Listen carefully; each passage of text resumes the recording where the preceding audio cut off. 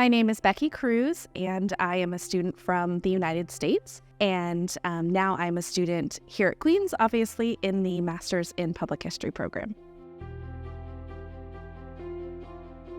So when I was looking at postgraduate programs, one of the things that drew me to Queen's, first of all, is that coming from the United States, the programs here are about half the length and about a third of the cost. It's really interesting to come and study in a different environment, a different culture.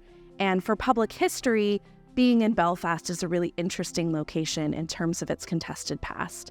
I also really appreciated that Queen's saw me as an entire person. I'm a little bit of a more mature student.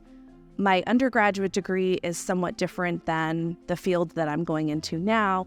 And Queen's actually really saw those things as an asset, as something extra I would bring to the program.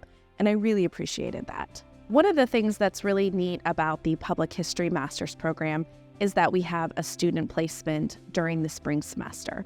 So my experience was a little bit unique in that I actually had a dual placement.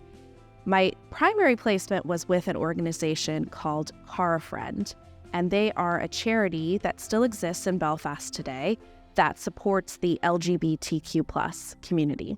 Back in the 1970s, people who themselves were gay wrote letters to the organization. This collection of letters is now held at the Public Record Office of Northern Ireland, which is also called PRONI. And so that was sort of where my second placement was, at PRONI, because I was working on this collection. A lot of these letters actually have been closed to the public, and they have not been accessible. So they wanted me to help go through the documents to see what we could make more accessible and open to the public so that more people could benefit from this really rich historical source. I absolutely loved the placement experience. Both organizations that I worked with, Car a Friend and PRONI, were fantastic.